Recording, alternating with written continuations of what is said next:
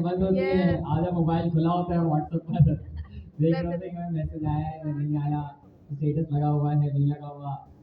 अच्छा और देख, जी हैश का काम क्या है, वो एक आपकी जगह बना के एक मेमोरी में स्टोर कर देता है। ठीक है, आप किसी भी ऑब्जेक्ट को अगर हैश के फंक्शन से गुजारते हैं, ठीक है, किसी भी ऑब्जेक्ट को अगर हैश के फंक्शन से गुजारते हैं तो वो उसकी एक फिक्स पोजीशन मेमोरी में बना देता है। फिक्स पोजीशन से मुराद क्या है कि वो अब जब भी आप उस चीज़ को कॉल करेंगे, उसको पता है उसकी फिक्स लोकेशन क्या है। ठीक है, उसकी लोकेशन पता है उसको, अब वो सीधा जाएगा उस चीज को लेके आ जाएगा, भले वो आंखें बंद करके जाए या जैसे भी जाए। बट इसी के बरअक्स नॉन हैश में क्या होता है कि आपकी पोजीशन फिक्स नहीं होती, जैसे कि लिस्ट हो गई, जब भी आप उसको चेंज करते हैं अपडेट करते हैं तो आईडी चेंज होती रहती है। ठीक है, तो अब उसकी लोकेशन फिक्स नहीं, तो अब जब भी आप उसको कॉल करेंगे तो जब वो उसको फाइंड करने जाएगी आपकी मशीन लैंग्वेज, वो उसको फाइंड जब कर रही होगी तो उसको पहले उसकी लोकेशन फाइंड करनी होगी कि वो किस पॉइंट पे रखी है, एंड देन वो आपको लाके देगी। ठीक है, तो ये काम है हैश का। अब मैंने जो मोबाइल की एग्जांपल दी थी, मेरे को आंखें बंद करके व्हाट्सएप ओपन करना है, तो मेरा मोबाइल अभी जो व्हाट्सएप की पोजीशन है वो हैश मोड के अंदर है।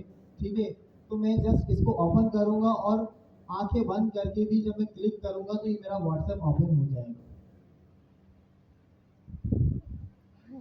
अच्छा, इसी तरीके से पर कंप्यूटर या लैपटॉप पर जब भी आप पावर ऑफ कर रहे होते हैं तो आपको तीन ऑप्शन मिलते हैं। एक तो पावर ऑफ होता है, एक रीस्टार्ट होता है, एक शट डाउन होता है। स्लीप। तो स्लीप वाला जो मोड है वो क्या करता है, मेमोरी मैनेजमेंट स्पेसिफिकली स्टॉप कर देता है, मतलब जितने भी रनिंग टास्क हैं उनको क्लोज कर देता है, एंड स्पेसिफिकली आपकी रैम को सिर्फ जो है वो ओपन रखता है, सो डैट जब भी बंदा वापस आए अपने काम से तो वो जैसे ही किसी कीबोर्ड के एलिमेंट पर बटन पर क्लिक करे तो ऑटोमेटिकली क्या हो, जितने भी एप्लीकेशंस आप पहले चला रहे थे वो ओपन हो जाए।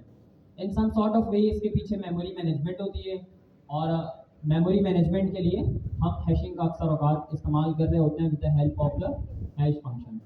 तो हैशिंग मेमोरी के बारे में मैंने आपको बताया भी था कि जितना अच्छा आपको इल्म होगा कि भाई मेमोरी की मैनेजमेंट कैसे होती है, उतनी ही ज़्यादा आप एफिशिएंट कोड को राइट डाउन कर पाएंगे।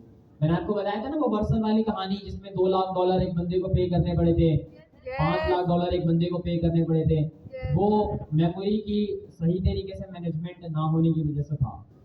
तो सर्वर की काफ़ी कॉस्ट बढ़ जाती है। अब सर्वर और क्लाइंट के का डिफरेंस तो आपको पता ही होगा ना। क्लाइंट क्या है, क्लाइंट आपका लैपटॉप है जो आप लोगों ने पकड़ा हुआ है ना, लैपटॉप है या आप लोगों के हाथ में मोबाइल फोन है, ये क्या है, ये है क्लाइंट। और सर्वर क्या है, सर्वर एक बहुत बड़ा कंप्यूटर है जो कि किसी स्पेसिफिक जगह पर स्टोर हुआ है, एंड देन उस सर्वर के अंदर स्पेसिफिकली आपकी वेबसाइट का डेटा हो सकता है, एपीआईज हो सकती हैं और कुछ भी हो सकता है। तो memory management is quite important topic, इसके बारे में फिर मैं डिटेल डिस्कशन करूंगा। जी सर। ठीक है, आई होप कि हैश क्लियर हो गया होगा। ठीक है, अब आज का जो हमारा टॉपिक है चैप्टर 8 मॉड्यूल फंक्शंस, पढ़ के आया है कोई? असाइनमेंट भी दी थी हमने, याद है आपको? 8, 9, 10, 11 ये चैप्टर्स एक्सप्लोर करने को कहा था। किस किसने मुकम्मल कर कर फॉर्म सबमिट करवा दिया था ऑन टाइम? जी, raise your hands those who have completed the given stuff.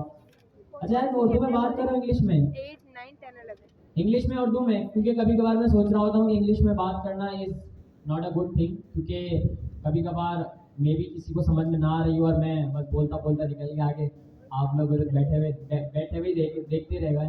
तो इंग्लिश सही रहेगी उर्दू? इंग्लिश दोनों। भाई एक मिनट, अभी वोटिंग कर लेते हैं। इंग्लिश वाले कौन है, हैंड रेज करें। अच्छा, उर्दू वाले? भाई इंग्लिश वाले वैसे ज़्यादा हैं, बट ये है कि हम उर्दू वाले को भी पीछे नहीं छोड़ेंगे, उनकी भी कदर व कीमत का अंदाज़ा मुझे है, तो दोनों को हम मिक्स लेकर चलेंगे। बट कोशिश करेंगे कि 80% हो इंग्लिश एंड 20% उर्दू। पर्दा फंस गया, बुर्का फंस गया है किसी का? अच्छा चले, कोई नहीं, खैर हो गई। अच्छा खैर हो गई से मुझे याद आया कि मेरा डायलॉग था खैर हो गई। जी हमजा भाई। ठीक है, अब बताएं मॉड्यूल क्या होते हैं। टाइप स्क्रिप्ट का ही कॉन्सेप्ट है, आप लोगों ने वही किया हुआ है। क्या होता है मॉड्यूल्स का काम? एक कोड को आप एक न्यू फाइल में स्टोर करते हैं, जो सेम टाइप का कोड है आपका, लाइक फंक्शंस कोई हो गए, ऑपरेटर्स टाइप के, ठीक है, उसको आपने एक कैलकुलेटर की फाइल में स्टोर कर दिया। अब इसका काम क्या होगा, एक तो आपका कोड एफिशिएंट हो जाएगा, रीडेबल हो जाएगा, और कोड की जो फाइल की लेंथ होगी वो कम हो जाएगी, रिड्यूस हो जाएगी, और कोड रीयूजेबल हो जाएगा। ठीक है, अब वो जो आपके फंक्शंस है ना, add, delete, add, multiply, subtraction और डिवाइड, ये सारे आप मल्टीपल फाइल्स के अंदर यूज कर सकते हैं। कैसे यूज कर सकते हैं, आपने एक जगह फाइल में बना दिया, अब जस्ट आपको उस फाइल को इंपोर्ट करते हुए आगे चलना है। ये काम होता है क्या, मॉड्यूल। मॉड्यूल से एक चीज और याद आई, आपने नॉट मॉड्यूल्स का फोल्डर देखा होगा, यस क्या होता है वो? 1 GB की फाइल, 1 GB का फोल्डर होता है, ऐसा ही होता है ना? कभी किसी ने डिलीट कर देखा है कि उसमें कितना डेटा होता है? होता है ना, तकरीबन 1 GB ले लेता है वो मेमोरी। तो अगर आप लोग अभी टाइप स्क्रिप्ट की दुनिया में हैं, यानी नेक्स्ट.जेएस के प्रोजेक्ट बना रहे हैं ना, तो मैं आपको रिकमेंड करूंगा कि आप PNPM का इस्तेमाल किया करें। NPM का नहीं, PNPM, वो मेमोरी एलोकेशन के लिए best out of the best है। तो खैर कभी उसके बारे में टाइम मिला तो बात करेंगे, बट अभी के लिए मॉड्यूल की डिस्कशन हो रही है। अभी कुछ दिन पहले मैं एक प्रोजेक्ट बना रहा था, उसमें तकरीबन 900 लाइनों का कोड था, और मुझे, अब यकीन नहीं करेंगे, इतना गुस्सा आ रहा था देखकर कोड को कि मैं क्या ही करूँ, क्योंकि ना कोड इतना क्लटर हुआ था एक जगह के ऊपर, समझ ही नहीं आ रहा था कि इसको जो है वो मैं कैसे मेंटेन करूँ। तो फिर जो है वो मैंने मॉड्यूल के बारे में ये लिखा था ही, क्योंकि टाइप स्क्रिप्ट की दुनिया में हमने सर इसको सही तरीके से एक्सप्लोर किया था। मैंने फिर मल्टीपल कंपोनेंट्स बनाए रिएक्ट के, रफली कोई उस एक कंपोनेंट को मैंने 10 कंपोनेंट के अंदर डिवाइड किया, ठीक है, और फिर उन 10 कंपोनेंट को सिंपल एज दैट एक फाइल के अंदर यूज कर दिया। यानी मैंने 900 लाइंस का कोड 10 फाइलों में ब्रेक किया, and then simple as that उन कंपोनेंट्स को फिर मैंने एक फाइल के अंदर यूज कर लिया। इससे दो बेनिफिट हुए, एक तो मेरा कोड मेंटेनेबल हो गया, ठीक है, और दूसरा ये कि रीयूजेबल हो गया, यानी जो भी स्पेसिफिक स्निपेट मेरे पास अब कंपोनेंट्स की सूरत में मौजूद है उसको मैं कहीं पर भी यूज कर सकता हूँ। In the 100% same way Python के अंदर भी यही होता है। अब मॉड्यूल्स हमारे पास डिफरेंट टाइप्स के हैं, एक तो बिल्ट इन मॉड्यूल्स होते हैं which are the standard modules, ऐसे उसके बाद फिर हमारे पास थर्ड पार्टी मॉड्यूल्स होते हैं, और तीसरे नंबर के ऊपर हमारे पास यूजर डिफाइंड मॉड्यूल होते हैं। तो सबसे पहले डिस्कशन करते हैं सर बिल्ट इन मॉड्यूल के बारे में। अच्छा, बिल्ट इन मॉड्यूल्स कौन कौन से होते हैं? आप लोग बहुत सारे मॉड्यूल्स ऐसे हैं जो यूज़ करते हुए आए हैं अभी तक। बिल्कुल, मैथ हो गया, रैंडम हो गया, रिक्वेस्ट हो गया, OS हो गया, ओएस हो गया, और भी इस तरह के बहुत सारे आपके बिल्ट इन मॉड्यूल्स हैं जो कि आप जब भी पाइथन को इंस्टॉल करते हैं उसी के साथ इंस्टॉल हो जाते हैं, आपकी मेमोरी के अंदर लोड भी हो जाते हैं। अब जस्ट आपने कुछ नहीं करना, उसको इंपोर्ट करना है और यूज़ करना है। इसी तरह एक टाइपिंग भी है जो हम यूज़ करते हुए आए हैं, ठीक है। मॉड्यूल्स की डेफिनेशन हमने देख ली। अब मॉड्यूल्स हमारे पास तीन किस्म के होते हैं। सबसे पहले तो आता है built in modules. Built in modules अभी हमने देख लिए, मैथ, रिक्वेस्ट, ओएस, टाइपिंग और इस तरह के बहुत सारे। अच्छा, ये जो बिल्ट इन मॉड्यूल्स है ना, ये जैसे ही आप पाइथन के पैकेज को या पाइथन के कंपाइलर को, इंटरप्रेटर को इंस्टॉल करते हैं अपने सिस्टम के अंदर, तो ऑटोमेटिकली ये बिल्ट इन मॉड्यूल्स आपके मेमोरी के अंदर, आपके कंप्यूटर के अंदर आ जाते हैं। तो you does not have to install the following modules, जैसे मैथ हो गया, ओएस है, और जेसन है, और सब कौन कौन से हैं, टाइपिंग है, रैंडम है, इस तरीके से बहुत सारे मॉड्यूल्स हैं जिनके डिफरेंट यूज केसेस है, डेट टाइम है। तो ये हैं मॉड्यूल्स बिल्ट इन। अब बिल्ट इन के बाद हैं यूजर डिफाइंड मॉड्यूल्स। जी सर, यूजर डिफाइंड मॉड्यूल्स बताइए। ठीक है।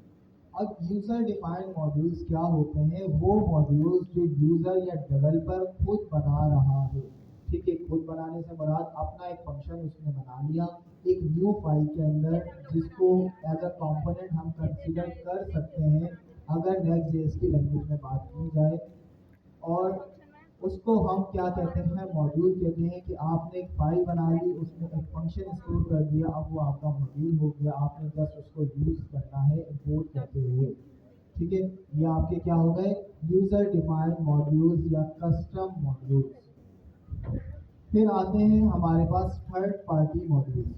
थर्ड पार्टी मॉड्यूल्स क्या होते हैं, किसी एक्सटर्नल सोर्स से आप वो मॉड्यूल लेके आ रहे हैं, ना ही तो वो बिल्टन है, ना ही तो वो यूजर डिफाइंड है, वो किसी और डेवलपर ने बना के कहीं पब्लिश किया हुआ है, आप उसको इंस्टॉल करके यूज कर रहे हैं। जैसे नेक्स्ट.जेएस में आप npm से, जो आपका पैकेज मैनेजर है, वहां से सारे npm के थ्रू पैकेजेस इंस्टॉल करते थे।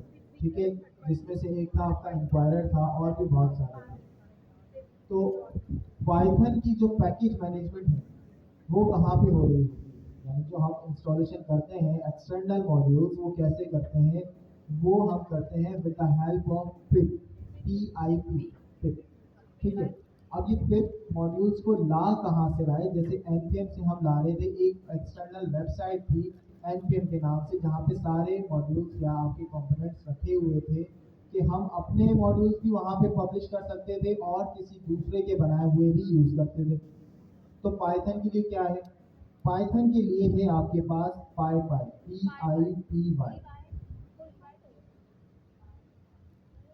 PIPY। पाई पाई वो पाए से पाए पाए पाइथन इंडेक्स पैकेज मैनेजर।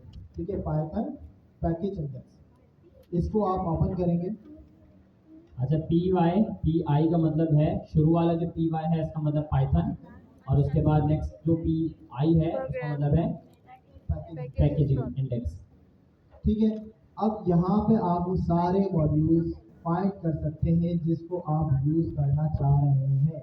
जैसे कि हम यूज करते थे, रिक्वेस्ट के मॉड्यूल को यहाँ पर करें, कोई इम्पोर्टेंट है फिर उसके बारे में डिस्कशन। ठीक है, हम रिक्वेस्ट को फाइंड करते हैं SCM जी। अब ये सर्च कर रहा है, ये देखिए टॉप के ऊपर हमारे पास रिक्वेस्ट का जो मॉड्यूल है या लाइब्रेरी है वो हमारे पास आ गई है। इसको मैं जब ओपन करूँगा तो ये देखिए यहाँ पे आपको टॉप के ऊपर दिख रही है इसकी इंस्टॉलेशन कमांड और इसका वर्जन। ठीक है, ये इसका वर्जन है कि कौन सा वर्जन है रिक्वेस्ट का, 2.32.3। ठीक है, ये वर्जन जब आप पिप इंस्टॉल रिक्वेस्ट करेंगे तो आपके पास ये 2.3 का वर्जन रिक्वेस्ट का इंस्टॉल हो जाएगा ऑटोमेटिकली। अच्छा, ये जो रिक्वेस्ट का मॉड्यूल है ये इंतहाई इम्पॉर्टेंट मॉड्यूल है। अगर आप इसका सही तरीके से इस्तेमाल करते हैं then you will be able to do a lot of great stuff. Like specifically हम इस मॉड्यूल का इस्तेमाल करते हुए HTTP कॉल्स करते हैं to do some sort of stuff. For example, मुझे जो है वो किसी API से डेटा को गेट करना है।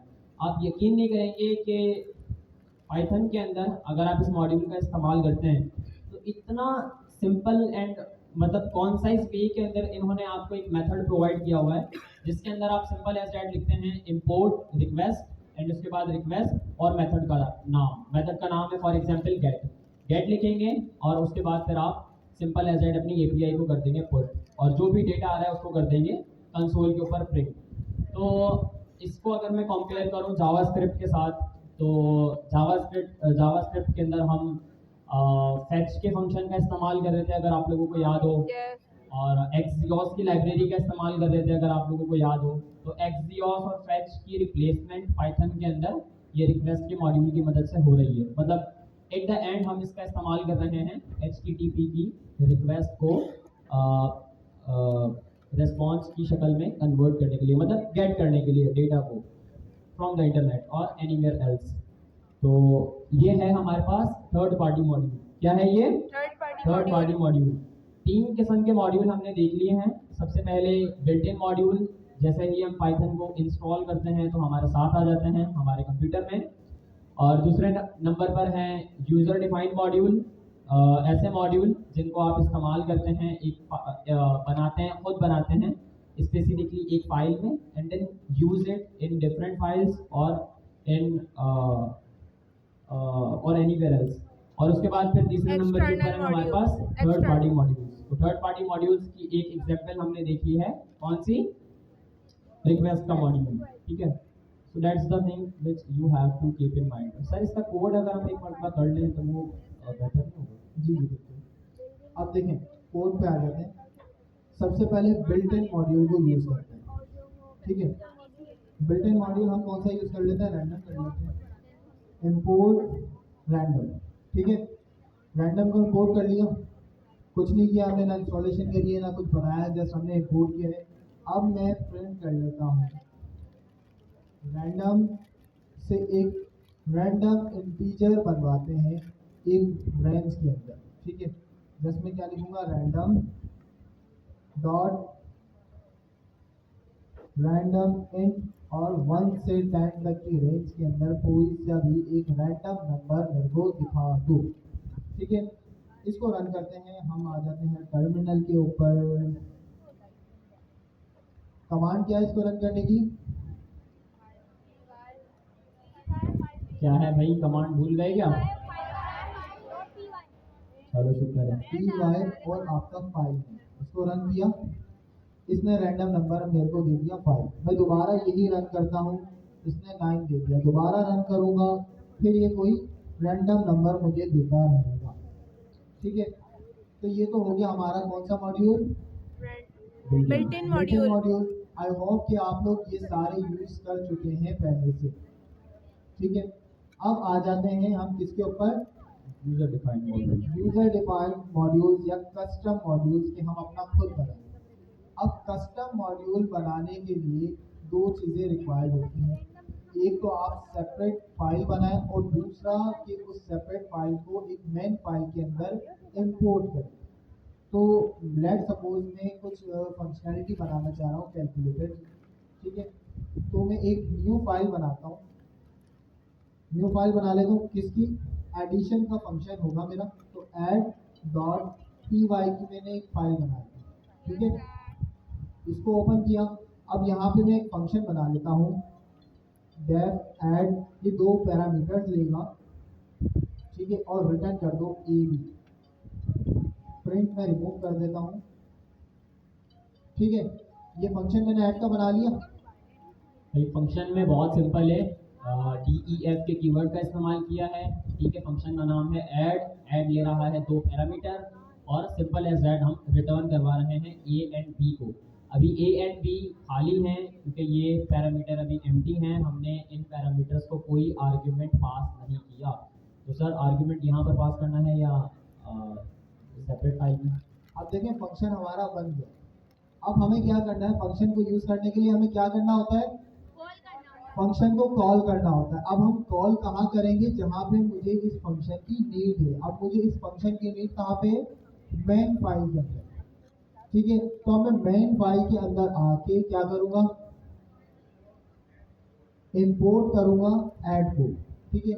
मेरे पास ऐड की पूरी फाइल आ गई है इंपोर्ट होके। अब इसको यूज कैसे करूँ, उस फंक्शन को कैसे कॉल करूँ, ऐड डॉट, फंक्शन का नाम क्या था मेरा, ऐड, ठीक है। फंक्शन का नाम ऐड था। अब यहाँ पे मैंने उस फंक्शन को कॉल कर लिया। अब उसके क्या थे, 2 पैरामीटर्स थे, तो यहाँ पे क्या पास करूँगा, 2 आर्ग्यूमेंट्स पास करूँगा 6 और 4। अब ये क्या करेगा, 6 और 4 को प्लस करके प्रिंट कर देगा। आ जाते हैं वापस टर्मिनल पे। कमांड क्या है, py main। अच्छा फाइल हमने कौन सी रन करनी है? अगर हम टर्मिनल के ऊपर इसका आउटपुट देखना चाह रहे हैं तो कौन सी फाइल रन होगी, main.py वाली या add.py? main.py। एक मिनट, 8.py वाले हैंडल्स करें जी add.py वाले हैंड रेस करें और main.py। माशाल्लाह। अच्छा सर पहले main.py चलाते हैं। अच्छा मेन से पहले हम ऐड चला के देखते हैं, ऐड.py क्या होगा, रन नहीं होगा, भाई वो फंक्शन रिजल्ट जो नहीं हमने आएगा। कॉल किया है उसकी वैल्यूज तो यहीं पे आ रही है ना, तो प्लस करके शो कर रहेगा या नहीं करेगा, नहीं करेगा, नहीं करेगा, क्यों, क्योंकि इंपोर्ट तो उसी फाइल में हुआ है ना। क्योंकि इस फाइल के अंदर मैंने उस फंक्शन को कॉल नहीं किया किया। हुआ, ठीक है। अब हम अपनी मेन फाइल को रन कर लेते हैं, py main.py PY P Y run किया, आगे हमारे पास है ये वाली चीज समझ आ गई। yes यूजर डिफाइंड मॉड्यूल्स या कस्टम मॉड्यूल्स क्या है। अब हम आ जाते हैं किसके ऊपर, थर्ड पार्टी मॉड्यूल्स के ऊपर। अच्छा, थर्ड पार्टी मॉड्यूल्स को कवर अप करने से पहले एक इम्पॉर्टेंट टॉपिक है जिसके बारे में आप सबको लाजमी पता होना चाहिए, विच इज़ वर्चुअल एनवायरनमेंट। अच्छा जी, पाइथन के अंदर वर्चुअल एनवायरनमेंट के बारे में किस किस को इल्म है? Hand your raise your hands those who know about the following step. सही है। अच्छा जी सर, पहले वर्चुअल एनवायरनमेंट के बारे में बातचीत कर लें एंड देन फिर जो है वो पिप का इस्तेमाल करते हुए थर्ड पार्टी मॉड्यूल का इस्तेमाल करेंगे। ठीक है। अच्छा, एक चीज आप लोगों ने हैंड रेस किया वर्चुअल एनवायरनमेंट पे, आप लोग बताएं पहले क्या होता है। जी, कोई भी एक वापस हैंड रेस करें एक मरतबा। जी आप पीछे से बता रहे जी थे। तला, आप खड़े होकर बताएं कि तला मुझे नजर आ गए आज। जी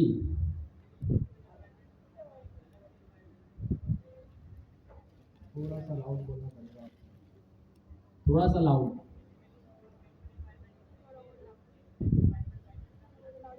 पाइथन का एनवायरनमेंट बनाती है, वर्चुअल एनवायरनमेंट पाइथन का एनवायरनमेंट बनाती है।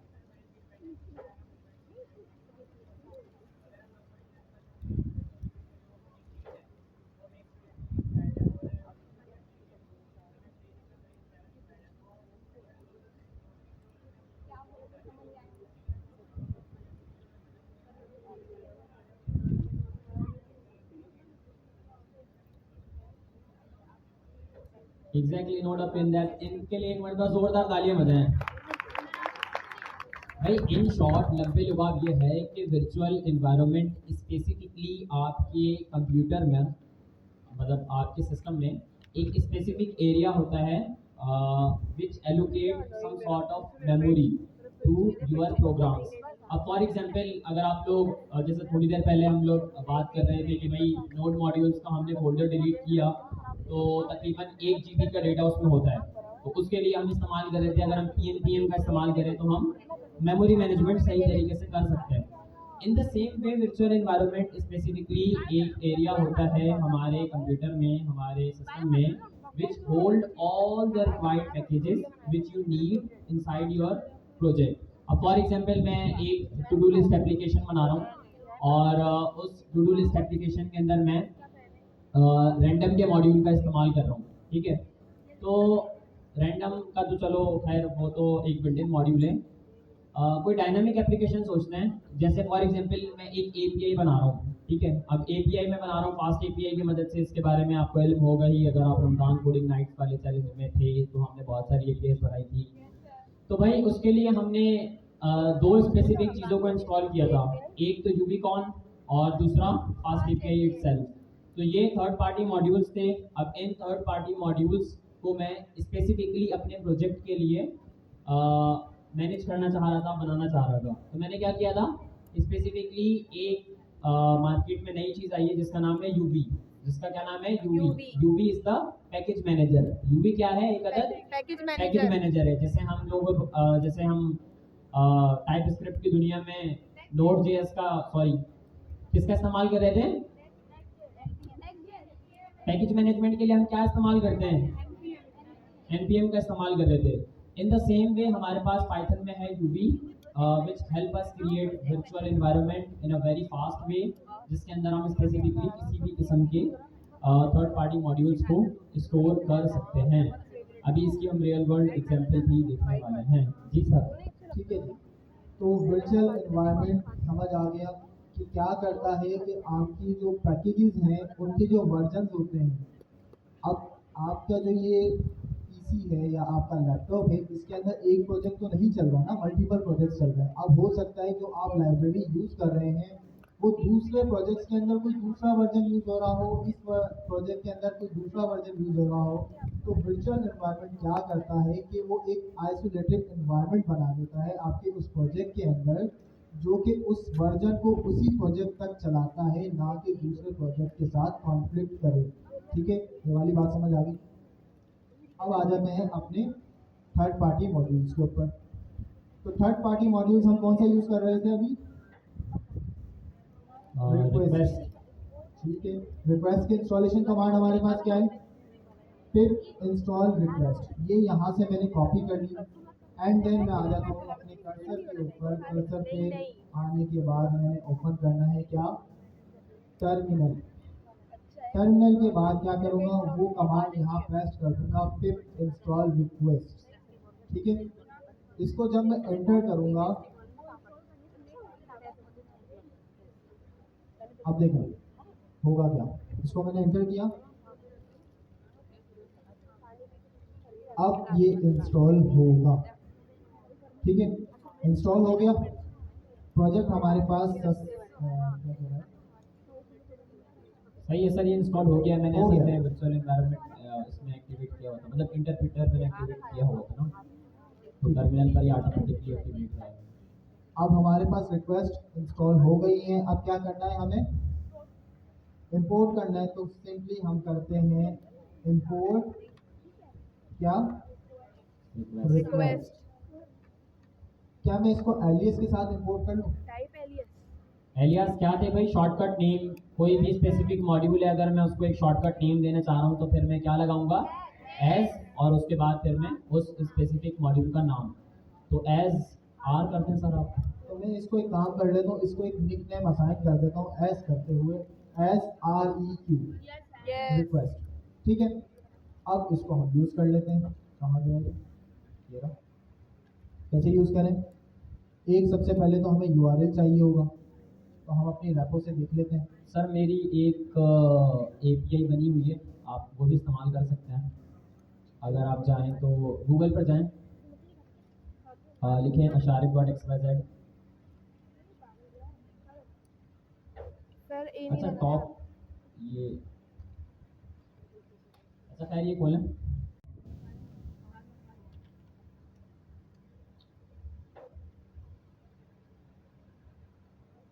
इसको रन करें। लेट्स सी के डेटा आता है या नहीं।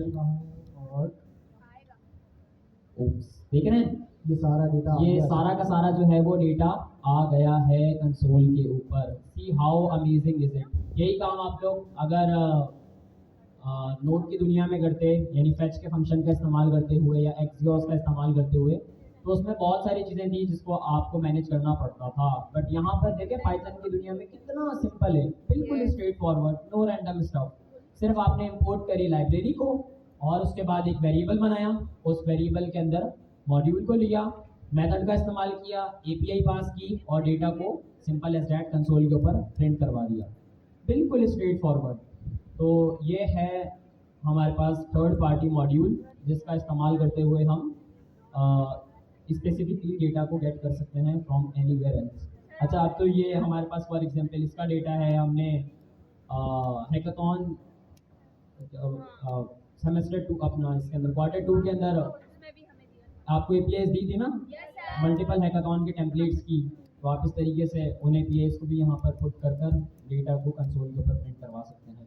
खैर कहने का मकसद ये है कि ये एक थर्ड पार्टी मॉड्यूल है जिसको हमें इंस्टॉल करना पड़ता है। मतलब एक है बिल्ट इन मॉड्यूल जो पाइथन के साथ आता है, दूसरा है यूजर डिफाइंड मॉड्यूल जिसे हमें खुद डिफाइन करना पड़ता है, और तीसरा है थर्ड पार्टी मॉड्यूल जिसे हम इंस्टॉल करते हैं with the help of pip. But जल्द जो है वो हम डिस्कशन करेंगे यूबी के ऊपर कि हम यूबी से तमाम तर चीज़ों को कैसे मैनेज कर रहे होंगे, but not now. I think modules में हमारे पास सर ये 3 चीज़ें थी ना। अब नेक्स्ट टॉपिक है फंक्शंस। देख लें सर, इसमें कोई और टॉपिक तो नहीं है? ठीक है, इसमें एक हमने बिल्ट इन मॉड्यूल और देख लिया पी प्रिंट का, जो आपकी क्या कर रहा है? प्रिंट कर रहा है इसको। ठीक है, अच्छा अब हम देख लेते हैं कि हमारे पास कोई क्या करें। दोबारा रिपीट करें। आपने जस्ट पाई वेबसाइट पे जाना है, वहाँ पे जो मॉड्यूल आप यूज़ करना चाह रहे हैं उसको सर्च करके उसकी इंस्टॉलेशन कमांड देखनी है। ठीक है, अभी हमने क्या देखा था, रिक्वेस्ट देखा, तो नहीं सर, रिक्वेस्ट की इंस्टॉलेशन कमांड क्या है, किससे बात कर रहे हैं? Install request. देखो भाई, उसको हमने टर्मिनल पे रन किया, इतना हमारे ज्यादा? पास रिक्वेस्ट इंस्टॉल हो गई। ठीक है, अब हमने क्या किया, उस रिक्वेस्ट को इंपोर्ट किया अपने पास जिस फाइल में आप यूज करना चाह रहे हैं, एंड देन रिक्वेस्ट का जो एक मेथड है गेट, ठीक है, गेट का मेथड क्या करता है, एक यूआरएल लेता है जहां से वो सारा डेटा, या एपीआई लेता है जहां से वो डेटा आपको लाके दे रहा होता है। अब उस डेटा को हमने स्टोर कर लिया रिस्पॉन्स के अंदर। अब इस रिस्पॉन्स को डॉट जेसन में कन्वर्ट करते हुए हमने क्या किया, प्रिंट कर लिया। बात समझ आ गई ये वाली? अब हम देख लेते हैं हमारे पास आगे क्या है।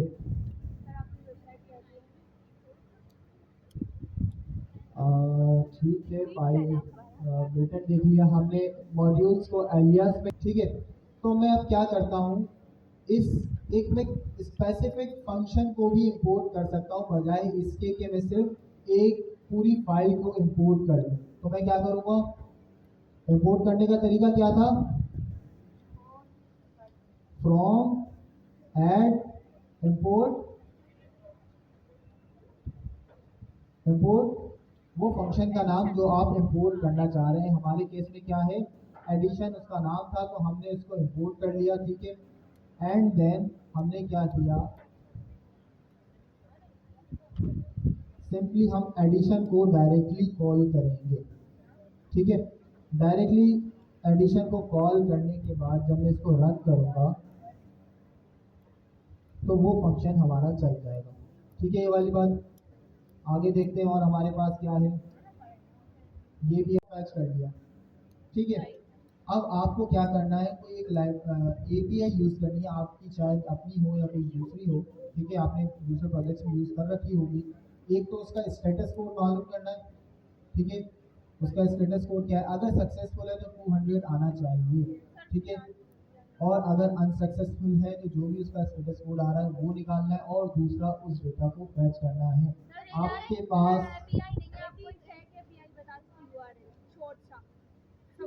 फेक एपीआई, ये आप सर अशारी वाली ही यूज करनी चाहिए, ये नहीं ना, अशारी डॉट एक्स वाई जी मैं आप यहाँ लिख देता हूँ।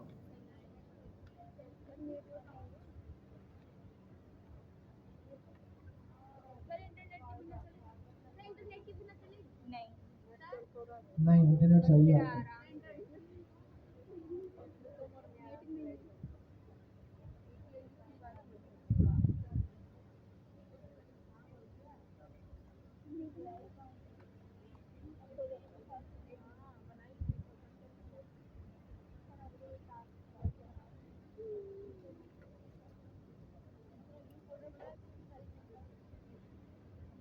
ये रही आपकी एपीआई।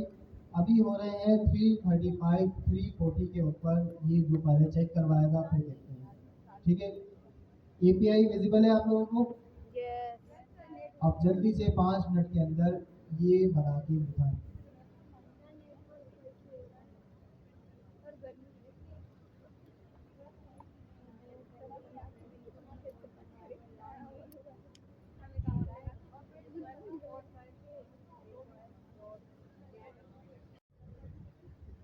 ठीक, अभी हम लोग प्रोजेक्ट बनाते हैं।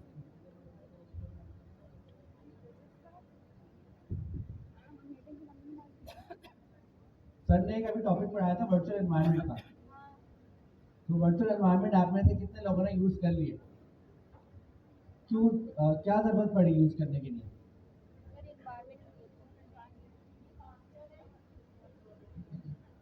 फास्टर की प्रॉब्लम तो नहीं है, प्रॉब्लम क्या थी, क्यों यूज करा? देखें, हम कोई भी टूल या प्लेटफॉर्म यूज करते हैं, फास्टर एक रीजन हमें ना मिलती है बहुत सारी बात, लेकिन फास्टर रीजन होने का फायदा नहीं है। की रीजन आप गौर से समझें, आपके पास एक मोटर बाइक है, आप किसी एक्सपर्ट के पास लेके गए, उसने उसको फास्ट कर दिया, ठीक है। अब मुझे ये बताएं, काफ़ी है फास्ट होना? आप लोग समझते हैं, आपके पास कोई सी भी गाड़ी है, अगर उसमें से 600 सीसी का इंजन निकाल के मैं 1300 का इंजन लगा दूंगा, 5000 सीसी का कोई इंजन लगा दूँ, हो जाएगा? मसला है,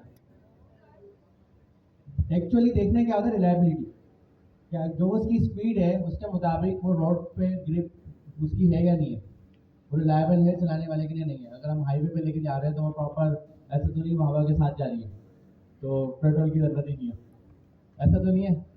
तो रिलायबिलिटी ज़्यादा इंपॉर्टेंट होती है फास्टर से। लेकिन अभी जो आपने वर्चुअल एनवायरनमेंट यूज़ करा है इसके पीछे छोटी सी एक रीज़न समझ लेते हैं। आप लोग नेक्स्ट.js यूज़ कर रहे थे, नेक्स्ट.js के प्रोजेक्ट में कोई भी डिपेंडेंसी आप इंस्टॉल करते थे वो कौन सी डायरेक्टरी में जाती थी, नोड मॉड्यूल में, और उसकी इंफॉर्मेशन कौन कंटेन रखता था, पैकेट.json। तो वहाँ पर हमारे नोड मॉड्यूल में क्या होते थे, पैकेजेस मतलब डिपेंडेंसीज, और नोड मॉड्यूल में क्या होता था, डिपेंडेंसीज, और पैकेट.json में क्या होता था, उसकी इंफॉर्मेशन होती थी। अब पाइथन के केस में क्या होगा, अगर मेरे पास पाइथन का एक प्रोजेक्ट है और मैंने कोई डिपेंडेंसी इंस्टॉल करी, जैसे कि अभी हमने रिक्वेस्ट का मॉडल इंस्टॉल करा था, तो वो कहाँ पर जाएगा, बाय डिफॉल्ट पाइथन क्या करता है, आपके लैपटॉप में एक सेंट्रल लोकेशन पे जाके सारी चीज़ें रखना होता है, सबके लिए सेंटर। अब इसका एक ड्रॉबैक है, एक प्रोजेक्ट अगर बनाया मैंने, उसमें मैंने एक डिपेंडेंसी इंस्टॉल करी रिक्वेस्ट की, रिक्वेस्ट का वर्जन था 2.0.1 सपोज, इंस्टॉल हो गई, प्रोजेक्ट बन गया, सही चल रहा है। अब दूसरा प्रोजेक्ट मैंने बनाया, उसमें सेम डिपेंडेंसी इंस्टॉल करी, लेकिन वर्जन मुझे चेंज करना हो सकता है ना, पॉसिबल हो सकता है। अब प्रॉब्लम क्या है, हर प्रोजेक्ट के लिए जो डिपेंडेंसी जा रही है वो तो एक ही जगह पे जा रही है, अब मुझे तो पुरानी वाली डिलीट करनी पड़ेगी, फिर नई वाली इंस्टॉल करनी होगी, ये प्रॉब्लम है। तो ये तो खतरनाक प्रॉब्लम है। इसका सोल्यूशन हमें देता है वर्चुअल एनवायरनमेंट। वर्चुअल एनवायरनमेंट हमें ये कहता है, आप अपने प्रोजेक्ट पर ही, जहाँ पर आपका प्रोजेक्ट है वहीं पर एक वर्चुअल एनवायरनमेंट बना लो। अगर आप वर्चुअल एनवायरनमेंट की कमांड चलाओगे, आप देखो वहाँ पर एक डायरेक्टरी क्रिएट हो जाती है, फोल्डर क्रिएट हो जाता है जब आप चलाओगे ना कमांड। आप सपोज कर सकते हैं जैसे हमारे नोड मॉड्यूल होते थे, वैसे यहाँ वर्चुअल एनवायरनमेंट है, उसमें मेरी डिपेंडेंसीज जा रही है, और मैं एक से ज़्यादा वर्चुअल एनवायरनमेंट बना सकता हूँ, और उसका जो भी नाम रखना चाहूँ रख सकता हूँ। तो ये फ़ायदा था आपका वर्चुअल एनवायरनमेंट। अब बात यह है कि पाइथन, एक पॉजिटिव बात हो रही है आपकी क्लास की, और वो पॉजिटिव बात क्या है कि एक तो आपकी क्लास में आपकी जो टीचर है वो बहुत ज़्यादा डेडिकेटेड आपको टाइम दे रहे हैं, और उसको मैंने देखा था रमज़ान में, कि रमज़ान में भी संडे नहीं छोड़ा, उसमें भी Sunday Ramzan night coding night करवा कर, और उसमें जो उन्होंने कंटेंट बढ़ाया था मैं देखा था काफ़ी उन्होंने एडवांस कंटेंट कवर करवाया, जो बहुत इंपॉर्टेंट कंटेंट था।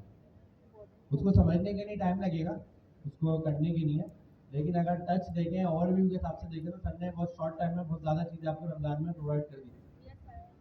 तो ये आपकी खुशकिस्मती है कि आपके टीचर आप पर डेडिकेटेड टाइम लगा रहे हैं, और ज़रूरी नहीं है कस्टमर के लिए सर के पास भी हज़ारों काम होंगे, और वो सिर्फ क्लास पढ़ा के भी जा सकते हैं, ना क्लास पढ़ा दी बच्चे पढ़ लेंगे, और उसमें कोई गलत भी नहीं था। बाकी हम क्लासेस में भी यही करते हैं और यही सही तरीका होता है, लेकिन सर ने कहा नहीं, मुझे अलग से भी टाइम लगाना है अपने स्टूडेंट्स पे। तो कोई ना कोई उनके माइंड में होगा आपके लिए, ये कह सकते हैं कि सर के माइंड में होगा कि भाई मेरे जो स्टूडेंट्स हैं उनके लिए गौरव फिगर होगी, कोई ना कोई फिगर होगी आपके लिए, ये रीज़न हो सकती है। अब मैं एक छोटा सा पाइथन का प्रोजेक्ट बना के दिखा रहा हूँ, मैं आपसे कुछ सवाल करूँगा। एक तो हमारा एग्जाम आने वाला है जो सर ने आपको बता दिया होगा, सर उसकी डिटेल्स बताएंगे। एग्जाम आपके क्लास में ही होगा, कुछ लोग मोबाइल में अटेंड करेंगे, कुछ लैपटॉप में, और जिस तरह की क्लास हो रही है